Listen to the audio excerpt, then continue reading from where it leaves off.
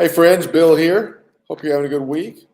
We're having a good start to the week at Sports Fan. Had a big weekend starting last Thursday, and Doc Shank and I went to the Citrus Bowl. We had a big time, and then Friday, a buddy of mine here in Tampa, Evan Johnson, I went up to Jacksonville for the Gator Bowl. Man, that was good. Both events were big. A lot of fans there, and then Sunday went over the Bucks game. And then yesterday, the former Outback Bowl was over at Raymond James. And so it was a good weekend. 4 good days of preaching out there. I mean, it was good. Had a good time, lots of people. I mean, really, that's what it's all about, at least from my vantage point. Where are the folks at? An old friend of mine said, Bill, I don't know where to go. If I told you his name, you probably know him. I'm not going to say it. So same in go where the people are at. And that's why we go to sporting events and in Atlanta, and concerts, conventions and stuff. I mean, that's where they're at, man. They're milling around. Where do I go? How do I find them?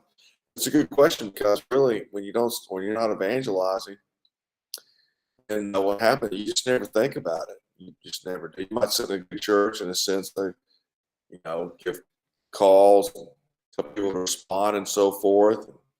But that doesn't mean you're sitting around thinking about how to find people. Not at all. Until you really you're out, you sort of turn around, you do a 180. God does a 180. You try to find people for you to preach to. Then that's when you begin to see what kind of events or where people go. And so that's how it worked. At least for me, most guys, that's how it works. I mean, you have a college campus, but when you're looking for a lot of people, which is what I'm looking for. You're looking for sporting events. You're looking for festivals in a big city park. Piedmont Park was a big park. Centennial Park in Atlanta hosted events.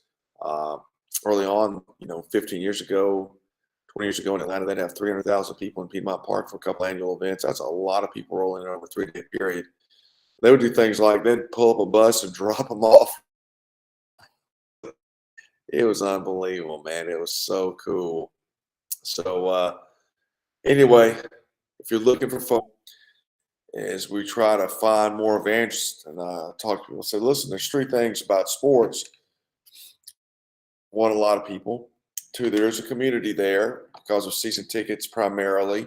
But even at like this weekend's events and college football championship or the Super Bowl, because all the people who support those leagues and events are coming to town, you have a community that's there. Then you have local citizens that are there and that aren't going to the game. And so you are entering a community environment. And that's good. That sort of doubles up on the benefit, if you will.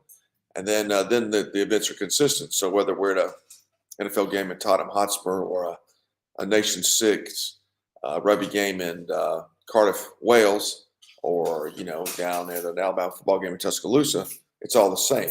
Fans are fans the way because of the nature of the stadiums, the way they're built. The flow's the same.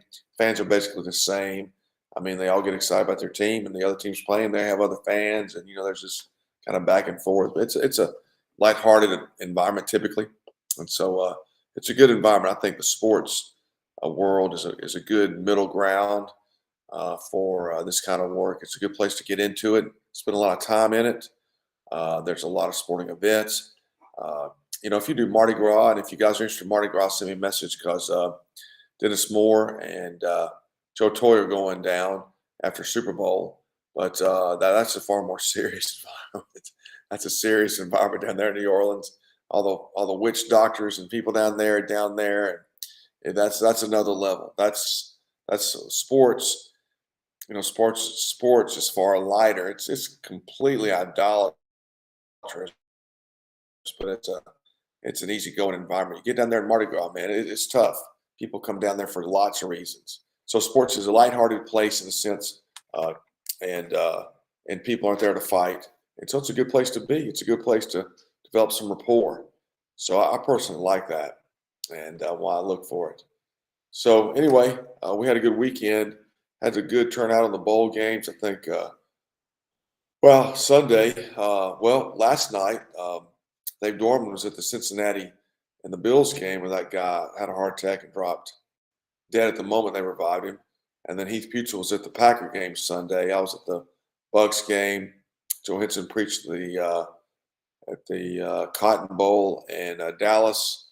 And David Robert, Zoe White, some guys with the Sugar Bowl. It was a busy weekend. So it's a good bowl weekend, good bowl season for sports fan outreach. And so as we get better organized and so forth, we're going to be looking forward to next year as well. So it was good. It was good. Well, regretfully, Ryan is unable to join me today. Lord willing, we can get it done next week. And then the week after that, the 17th, is Rick Light, Dr. Rick Light, pastor at Eastern Heights Presbyterian Church. And Rick has been an open-air preacher. He's got some great stories. I get him on here and tell him. One of my favorites is him preaching down in downtown Nashville. This was a long time ago, and things aren't like they are now. But I'll get him to tell that story about how he got invited to a bar to start preaching, and he did it. He went on for like weeks, and the owner of the bar would invite him up and get on the stage and preach to everybody in the bar. It's a great story, man. So anyway, Rick and I are on the board at REF, Reformed Evangelistic Fellowship. And so he's going to get on here and talk about open air preaching, REF, formerly known as PEF, and how PEF, Presbyterian Evangelistic Fellowship, Dr. Bill Hill, Rick's father-in-law, got this really evangelistic thrust rolling, started in the 50s. So anyway, we'll talk about that in 2 weeks. Hope to get Ryan on here next week and keep bringing out Super Bowl team leaders every Tuesday, even after the Super Bowl itself. So Ryan is not on today, regretfully. Hey, let me share a couple things while we're sitting here. I want to share a couple videos. I think I can do that. Let me try to pull some off from our time, Doc and me, the Cheez-It Bowl. Let's see what we can figure out here. Ooh.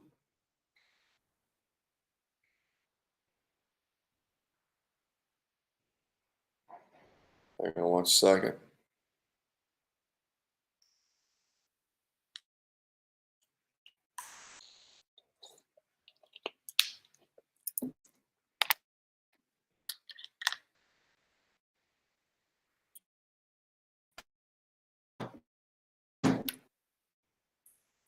I'm going to have to change the connection here in a second.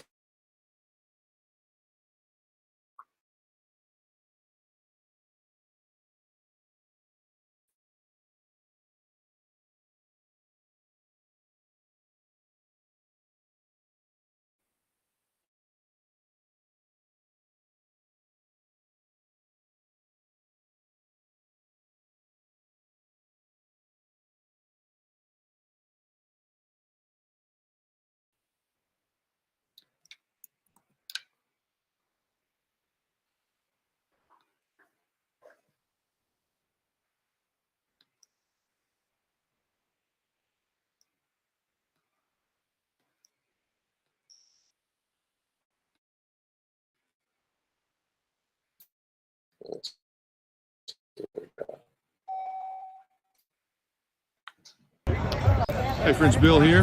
Doc and I see Doc right in front of us. Hey friends, Bill here.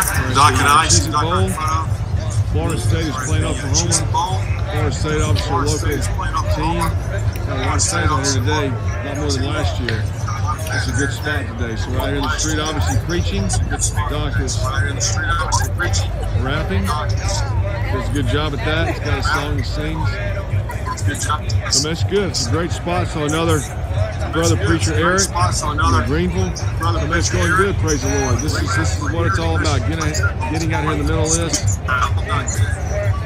Opening the Word, preaching the Word, talking about Jesus, bringing the light here. You know, if there's no preacher here, no light here, there's no light here. If there's nobody preaching, open the Bible, preaching, teaching from the Bible, there's no light, it's all dark. You know, we get a little deceived about certain things, a lot of sports especially. We think somehow there's some light here in the sports world, but it's not really. Jesus says, if you're not gathering from me, you're scattering. Sports events are not gathering people to Jesus Christ. There might be Christians involved in it. That's not what this is all about. It's dark. If there's no preaching and teaching, there's no light. we've got to really begin to embrace, my friends. We need to bring the gospel. We need to bring the Bible. We need to bring preaching and teaching out in the open air, not because it's open air preaching, but because the world lies in wickedness. The world lies in wickedness because it's a dark world.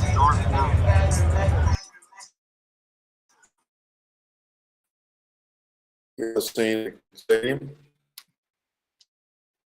Well,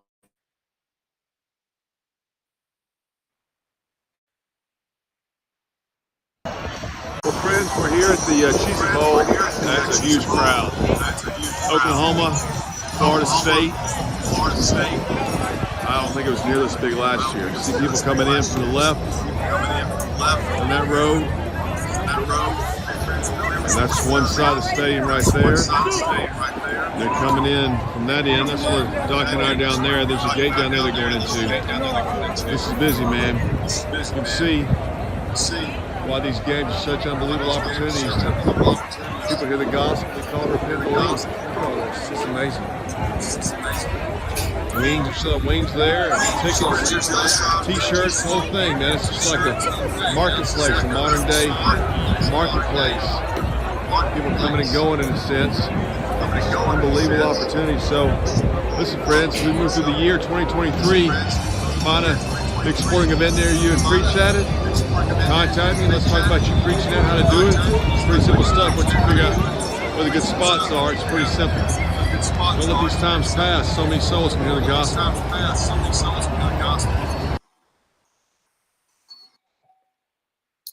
Yeah, man, amazing time. So many people. One more video from the Cheez-It Bowl. You can see Eric, who was preaching. The Cheez-It Bowl.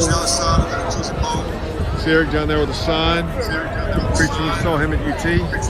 Him and Stevens, guys coming out of this big tailgate zone right here. People coming down that street, straight ahead. And then gathering right here. Actually coming out up here on the right too, which is that one-way sign. So it looks like there's 1, 2, 3, 4, 5 good ways to come in here. If they got a good crowd, if they got a good team playing, it's a good spot. So many people. Praise the Lord. We got 4 or 5 more on the bench side of preaching. So much opportunity here. So much opportunity. So much need and so much opportunity to preach Christ, lift up His name, preach about His glory and the supremacy of His person and His work. Don't need to let these opportunities pass by. Get out there and take advantage of them.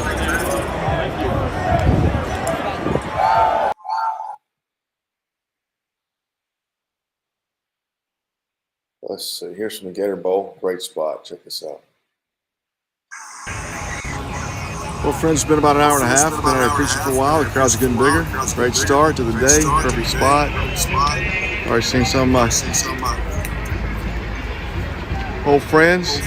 People rolling in. It's a great corner, man. Great corner. People rolling out down that road right there. From that this way. Park.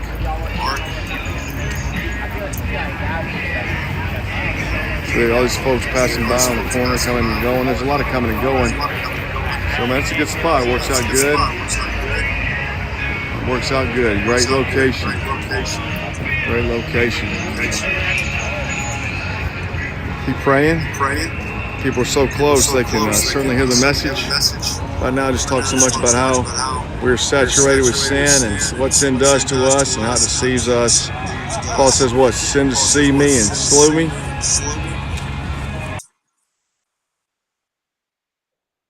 So, good time. Let's see. There's another video from the weekend. I'm not sure what else I got here right this second. That's about it. I think setting up a lot of the other stuff. Had a good time. Yeah, it's Rick Light, 17, 2 p.m.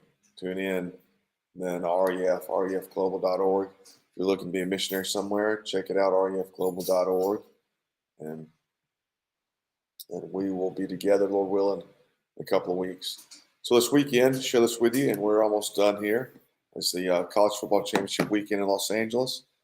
And we're starting Friday to Monday. Right now, there's 8 of us going.